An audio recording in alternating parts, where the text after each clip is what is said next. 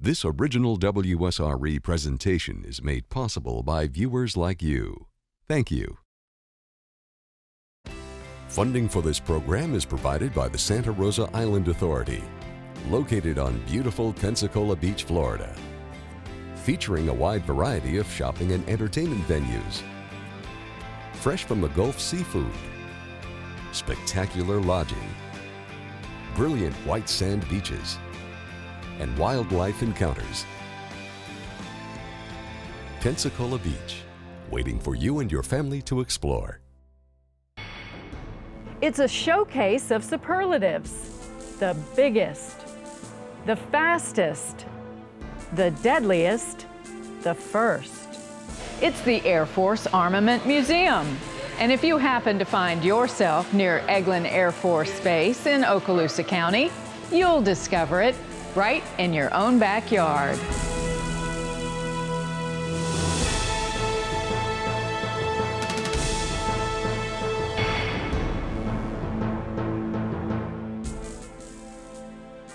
At the nation's only museum dedicated to Air Force armament, visitors expecting to see bombs, guns, and missiles will not be disappointed.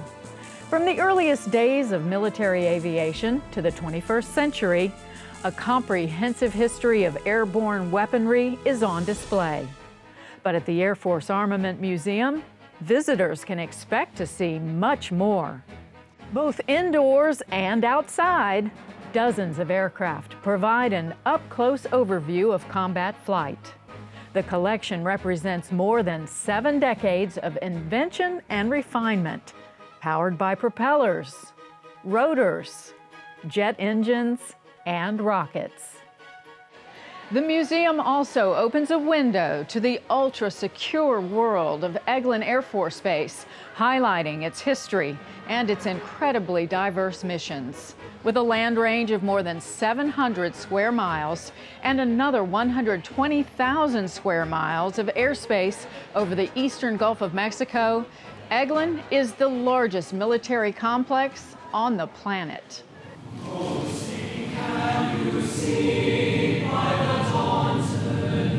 The facility serves as a gathering place for the armed forces community.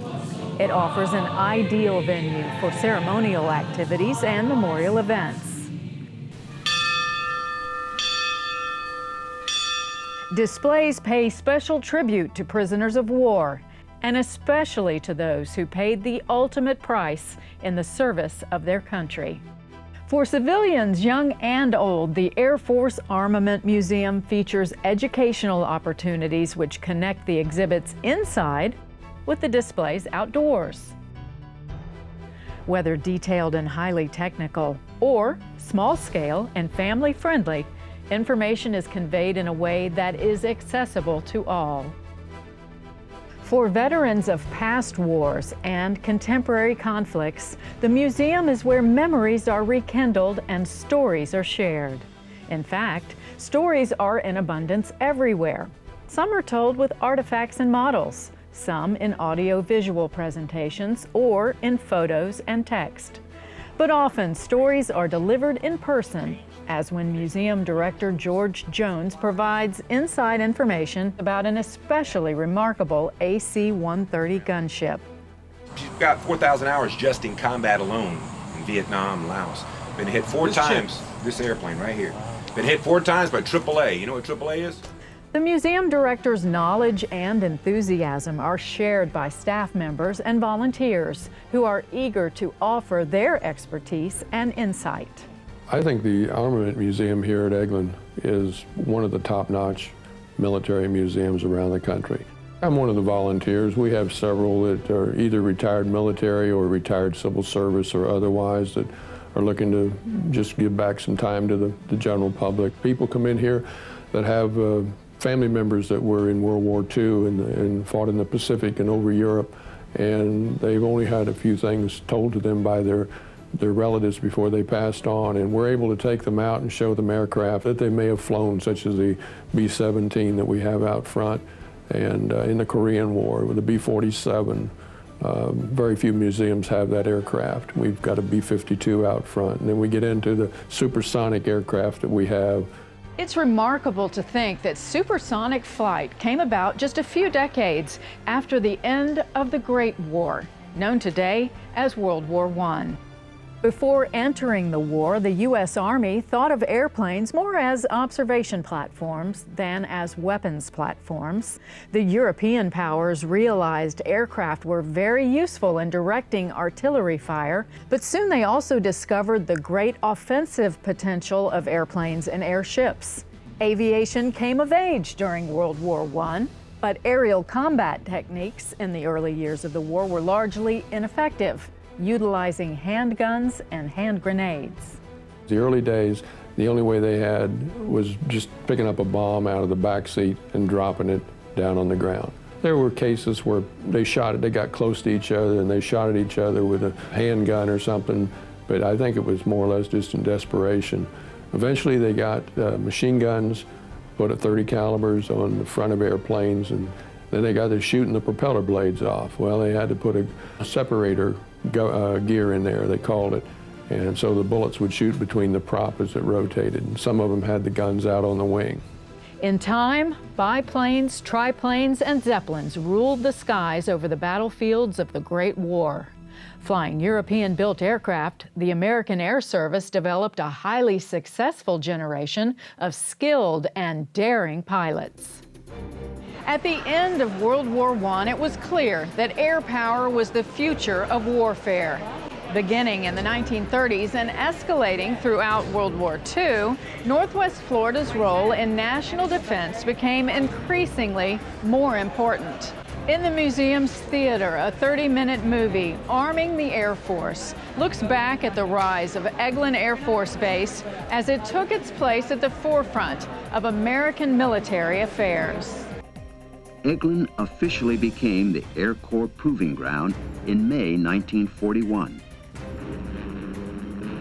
From 1941 on, all new aircraft and their modifications were flown at Eglin before they were accepted for combat. If you watch that movie, you can get a very good handle on what the history of Eglin Air Force Base is all about. It is a test range. It is a development range. Every missile, bomb, a rocket that's used by any branch of the United States military and a lot of our allies is developed and tested here on the Eglin Range before it goes into mass production and then issued to that particular branch of the service. Early in 1942, just a few months after the attack on Pearl Harbor, a secret mission was devised to retaliate against the Japanese mainland. At Eglin's airfields, bomber pilots trained for what seemed an impossible task, the Doolittle raid on Tokyo. Both inside and outside the museum, exhibits help visitors understand how it happened and why it provided such a boost to American morale. They practiced at Wagner Field, which is located south of Interstate 10 and east of Crestview, Florida, several miles. What little remains of it, it is off limits on the air base and the general public doesn't have access to it. They were not told what they were doing, but they had to take off a B-25 fully loaded bomber in a certain number of feet. The first one was 1,000 feet, and the people worked at it, flap settings, power settings, prop settings. They managed to get the airplane airborne within the distance of an aircraft carrier. This is the B-25 Mitchell bomber. This is the one exactly like the Doolittle Raiders used April of 1942 when they flew 16 aircraft off the Hornet in the Pacific and bombed Tokyo. It so happened that on the day they launched them, we had tremendously strong winds. They turned the carrier at almost 30 knots into those winds, and they only used a couple of 100 feet, and they were lifting off the deck of the Hornet. The Doolittle raid was a symbolic success which showed that the Japanese home islands were vulnerable to American air attack. However, the simple bomb sight used by the raiders was not especially accurate. It was improved upon by an important development in air armament that's featured on the second floor of the museum. The Norden bomb sight was one of the most closely guarded pieces of equipment aboard combat aircraft in the Second World War. It speedily made adjustments for the plane's forward motion, drift, and movements of the target. Bombardiers had a saying about it. It was so accurate it could put a bomb in a pickle barrel at 30,000 feet. World War II era armament and aircraft are well represented at the museum. First and foremost, come inside the museum and see the two World War II planes that we have on display that are two of the most popular that were in World War II, and that is the P-51 Mustang produced by North American Aviation, first in 1939, and we also have the Republic P-47 Thunderbolt. How many P-47 guys do we have here? Raise your hand. A group of World War II veterans and their family members were quite familiar with many of the stops on their museum tour. Well, most of you know what this is, P-47, and it was very effective as an air-to-air weapon. And when we got to the point where we'd pretty much decimated the German Air Force, we started putting these in the air-to-ground mode where we could drop bombs, shooting up railroad yards, boats, ships, all that sort of thing on the ground. The 86th Fighter Bomber Group of the U.S. Army Air Forces fought in the skies over North Africa and throughout Europe from 1943 until 1945. Let's go up here and look at the nuclear bomb here. We have the atomic bomb, like the second one dropped during the Pacific War to actually ended the war on August 9th, 1945. It's nicknamed the Fat Man. It's a 10,800-pound bomb that was carried by a B-29 named the Boxcar out of Tinian Island. World War II era planes and weapons were still in use when hostilities broke out in Korea in 1950. Propeller-driven aircraft, such as the P-51 Mustang, served capably, but Korea marked the beginning of jet combat for the now independent United States Air Force, which was no longer a branch of the Army. Yeah, well, the Korean War started in June of 1950 when North Korea overran the border and Chinese troops, and it went on for 3 years, and it's still not really settled when you consider it. There's the 38th parallel is still there. We've got South Korea, North Korea. But back then, we had some early jets. The F-84 Thunderstreak was an early one. It wasn't good for a lot of combat. It didn't have the fuel capability. Along came North American, and they developed the F-86 Sabre jet. And that jet went on to do everything that was expected and then some.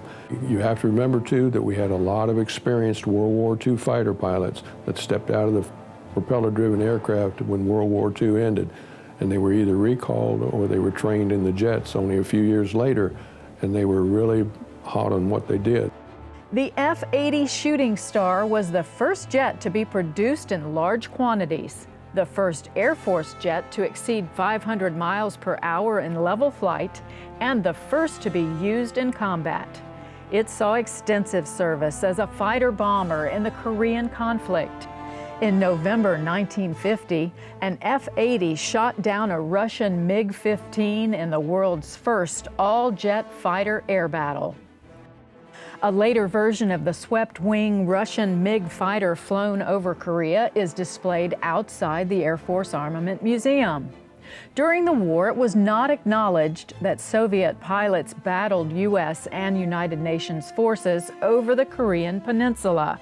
It was feared that disclosing this open secret would trigger an all-out nuclear war. During the 1950s, advances in armament brought forth a variety of guided missiles, utilizing such technologies as radar and heat-seeking sensors. In the next decade, missiles including the Sparrow and the Sidewinder were fired in aerial warfare over Southeast Asia.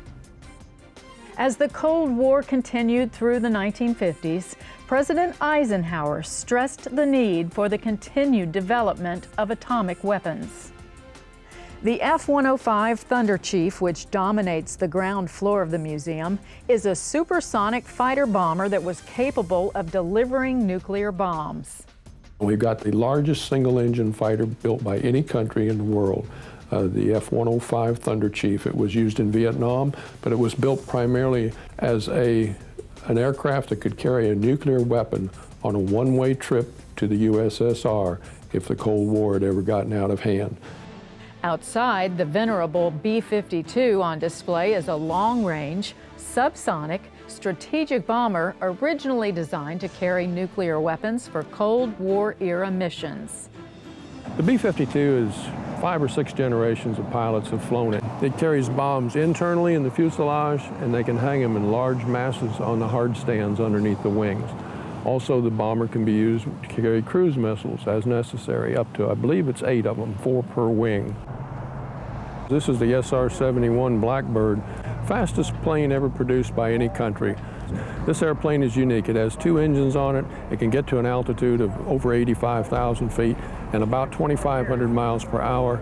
It had tremendous cameras, telescopic lenses on it. It was used as a spy flight. The film used on this bird in the 1960s and 70s was 36 inches wide. Now, 35 millimeter, we all know how wide that film is. Well, 36 inches is another cup of tea. You can see at the back of the SR-71, between the engines is a long, I want to say it's fiberglass probe, but inside this is an antenna. And this was the antenna that was used for recording Russian radar frequencies when they were tracking this bird, and they fired a lot of surface-to-air missiles at it. So Russia fired hundreds of missiles, but by the time the missiles left the ground, left the launch site, and got to altitude, this bird was long past. Altitude was his best friend, speed was right behind it. 2,500 miles an hour at 85,000 feet, nothing could catch it. A slow buildup from the early 1960s led to full-scale combat in Vietnam. A new type of warfare, limited to sophisticated conventional weapons. Despite Cold War strategy and expectations, the nuclear option was not relevant to Vietnam and later conflicts. There, conventional weapons would remain crucial to warfighting. The M39, later to become the M61 Gatling gun, provided much more firepower than the .50 caliber machine guns utilized in Korea and World War II. Aircraft that carried conventional armament can be toured inside and outside the museum. Vietnam was the era that some of the first smart bombs were developed. Smart meaning they had lasers on the front, they could be they could be controlled from the cockpit to their target, those kind of things. And they've gone on to get smarter and smarter to where now we can practically put them down a smokestack. The planes we have representing the Vietnam era, 1960 through 73, the F-100 Super Sabre. We have one of those on the east side of the museum. This is the one that Colonel Bud Day was shot down in Vietnam and spent a horrendous 5 or 6 years in the Hanoi Hilton and came back to be a Medal of Honor winner and just recently passed away. The other planes we have around here is the F-111, the Aardvark. I've talked to pilots that have flown it. You're looking just above the treetops at 800 to 900 miles per hour. Unbelievably fast. The other one, we have 2 F-4s here, the F-4 Phantom. The one we have on the south side of the building is an Air Force C model. It's a kind used mainly as a low-level attack aircraft, bombing aircraft. We have another one that's an RF, reconnaissance fighter. RF, it doesn't have guns on it, but it has a camera in the nose. And then we've got some other planes here. This AC-130 Spectre gunship is known as the First Lady. It was the first C-130 to come off the production line, and it had an exemplary career in combat. In the early days, this plane was actually hit by ground fire in Vietnam.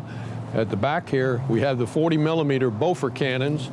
These guns in here are the exact same ones that were used as anti-aircraft gun aboard aircraft carriers and ships in the Pacific during World War II. This particular airplane had 2 different types of guns. It had the 40 millimeter cannons, dual cannons. Up front, it had the miniguns, which were 7.62 caliber. They always shoot to the left. It can be fired either by the gunner or by the pilot in command, based on a sight that he has up in the cockpit. They generally do it around 5,000 to 7,000 feet above the ground. The aircraft, when it's flown at night, is lights out, obviously, and you can hear it, but at that altitude, it's not really visible to the naked eye. And when we do special tours out here at Eglin, and we have groups of people with advance notice, we do open this aircraft up so that people can go in it. But inside we have all the guns, you can see the ammunition, a lot of the rooms where the crew members work. It's a short field takeoff type aircraft. It carries a tremendous cargo load. It has an aft door that lets down. You can put jeeps and smaller vehicles into it, guns, cannons, things like that, and transport them. This particular helicopter has an amazing history. First of all, it rescued 6 people, downed pilots in Vietnam. It was an MH-53. This aircraft was flown in here from Hurlburt Field by a colonel, and he circled here 2 or 3 times and set it down. Air Force Special Operations are headquartered at Eglin's Hurlburt Field. On the ground floor of the Armament Museum, the contributions of air commandos, the quiet professionals, are featured in an exhibit that recounts their history and many of their achievements. These panels describe American involvement in military operations during the late 20th and early 21st centuries. Many Eglin units were involved in these conflicts. Among the most notable, the 33rd Fighter Wing. The 33rd Fighter Wing here was highly successful as a fighter wing. They had 16 kills alone in Desert Storm. That lasted about 100 hours before President Bush stopped the attacks. And they've gone on to continue. They're on Operation Desert Watch and those other programs over there along the border of Iraq. They've done very well here. We have fighter pilots from the 33rd Fighter Wing come in today, and they're training to fly the F-35, and they're excited. Acceleration is unbelievable. They can go in seconds from steady cruise into afterburner and go through the speed of sound. Aircraft flown in combat over the Persian Gulf are among the first visitors will see when they drive onto the grounds of the museum. Not far from the museum entrance, visitors walk past rows of display cases that warn of sensitive alarms. It's a room that is kept locked down tight at night, the Weapons Display Vault. Well, we have a gun room located here that people can walk through. It shows a lot of the older weapons, and not just from the United States and their production, but from around the world. A lot of automatic weapons, machine guns, they're French-built, English, German, Chinese. They're all in a gun vault, or gun room as we say. It runs about 35, 40 feet long, and it's all behind glass. In the late 20th and early 21st centuries, armament development and production continued with precise and powerful munitions guided by laser, television, and infrared. The history of weapons design is characterized by adaptability, ingenuity, and improvisation. The GBU-28 that we have inside the museum was made out of a tank barrel. They developed it when the Desert War started, allegedly in a period of 29 days. In front of our museum out here, we have a MOAB, M-O-A-B. People refer to it as Mother of All Bombs. It really stands for Maximum Ordnance Air Blast. It's a 22,000-pound bomb that is dropped from an aircraft. It detonates just above the treetops. It's the most powerful bomb that we have in the Air Force industry today, short of a nuclear weapon. It's important to maintain perspective about the weapons on display here. Ultimately, the point is not about their pyrotechnics and power, but rather their ability to minimize the loss of American lives. I look at it more as a preventative measure to war, a way of preventing war.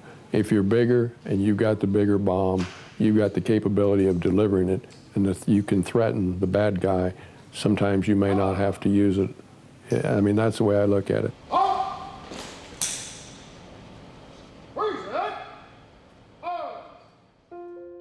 The Armament Museum houses a memorial to Florida citizens killed in the Iraq and Afghanistan theaters of war. It was donated by Chapter 811 of the Military Order of the Purple Heart. The highest award for heroism in military action is the Medal of Honor. Displayed at the museum are members of the Army Air Corps and the modern Air Force who received this most prestigious of awards. Many displays memorialize those who made special contributions to national defense. One of the most touching is located outside, honoring the service of canines and their handlers. The Armament Museum was the first institution to recognize military working dogs. Inscribed bricks reflect the depth of affection for these truly amazing creatures. Regarded as family members by their handlers, they are also considered members of the armed forces. The museum has even conducted retirement ceremonies for working dogs when they are no longer able to perform their duties. On any given day, you'll see quite a range of visitors touring the museum and purchasing mementos from the gift shop. Was right up my alley. I love this place. This was great. Just the ammunitions, the bombs, the missiles, the mother of all bombs, Moab. That was quite amazing. The aircraft that are parked around the museum, quite amazing. Admission to the Air Force Armament Museum is free, but donations are welcome and always appreciated. The museum is open Monday through Saturday. But even when it's closed on Sundays and federal holidays, visitors can tour the aircraft exhibits that are outside. It's located about 8 miles north of Fort Walton Beach on Eglin Air Force Base property, but a gate pass is not required to enter the grounds. From Interstate 10, take State Road 85 south toward Niceville for 12 miles, then make a slight right turn to follow a shortcut on 123 for about 5 miles. You'll get back on 85 South, and when you turn left on 189, just follow the signs to the museum. We hope you have enjoyed this exploration of the Air Force Armament Museum. We'll see you again next time, right in your own backyard.